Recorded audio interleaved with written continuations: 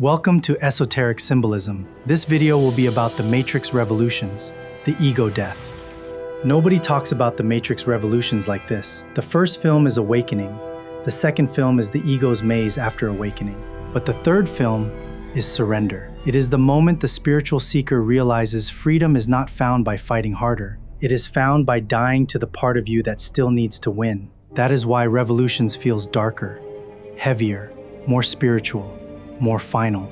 Because this is not the movie about becoming the one. This is the movie about letting the one go. At the beginning, Neo is trapped in Mobil Avenue, a train station between worlds, not fully in the machine world, not fully alive in one reality, not fully dead in another. This is the liminal space, the shamanic in-between, the place between identities. It's the place where the old self has ended, but the true self has not fully arrived. He is trapped in a place between this world and the machine world. And that is powerful, because every real transformation has this moment. You are no longer who you were, but you do not yet know who you are becoming. Shit. That is the spiritual void, the underworld, the silence between death and rebirth. Then Neo meets Ramachandra and his family, programs who love, programs who feel, programs who want their child to survive. Every program that is created must have a purpose. If it does not, it is deleted. This is important because it breaks Neo's old understanding. Not everything artificial is evil. You do not understand. I just have never. Heard a program speak of love. It is a human emotion. No, it is a word. What matters is the connection the word implies. Not everything human is awake. Not everything in the mind is an enemy. This is where the symbolism gets deeper. The matrix is the mind. But the goal is not to hate the mind. The goal is to bring consciousness to it. Because some programs are fear, protection, and inherited wounds. And some programs are simply parts of you trying to survive. This is why spiritual maturity matters. In the beginning, you think awakening means rejecting the world. Later, you realize awakening means seeing clearly, without hatred, without projection, without needing everything to be good or bad. Then we return to Zion. Zion is the body, the earth, the tribe, the human heart beneath the machine mind. And now Zion is under attack. That is not just a war scene, that is the nervous system under siege. Fear invading the heart, control invading the life force. The sentinels are not just machines, they are thoughts. Thousands of them, relentless, mechanical, repetitive. This is what it feels like when the ego mind attacks your inner peace. It does not come as one thought. It comes as an army, and the body has to hold the line. That is why the Battle of Zion matters. It is the body fighting to keep the heart alive. But Neo is no longer trying to win the old way. He is going to the machine city. He is not escaping the darkness. He is walking directly into it. That is the shamanic descent. The hero must enter the belly of the machine, the place everyone fears, the source of the entire system. The power of the one extends beyond this world. It reaches from here all the way back to where it came from. Where? The source. That's what you felt when you touched those sentinels, but you weren't ready for it. You should be dead, but apparently you weren't ready for that either. Because real liberation does not happen by avoiding the shadow. It happens by facing the intelligence behind it. Then Trinity dies. And this is one of the most painful symbols in the trilogy. Trinity is love.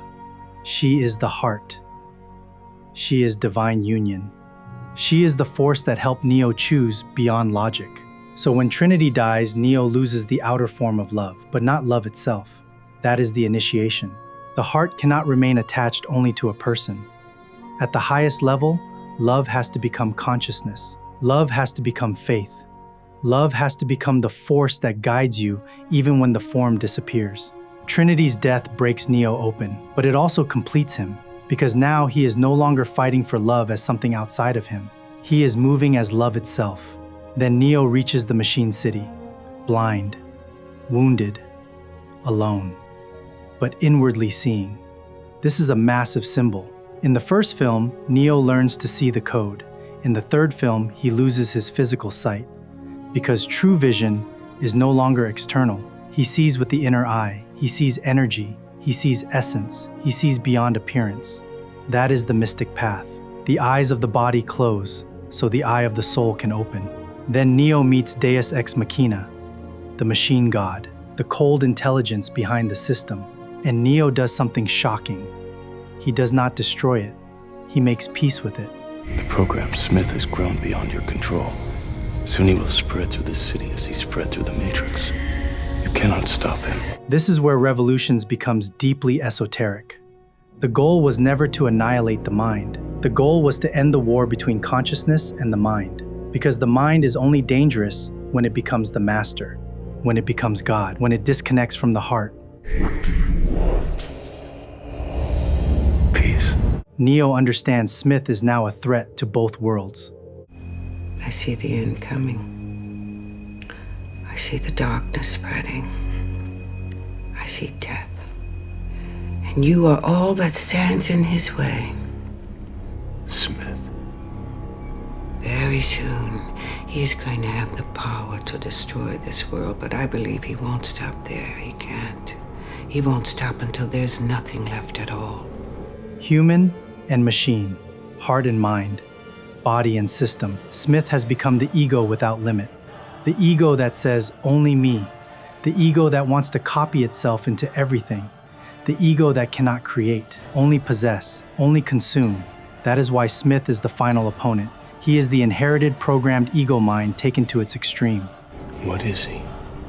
He is you. Your opposite, your negative. The result of the equation trying to balance itself out. He is no longer just Neo's shadow. He is the shadow of all consciousness. The part of the mind that would rather destroy reality than surrender control. And then the final fight begins. And if I can't stop it?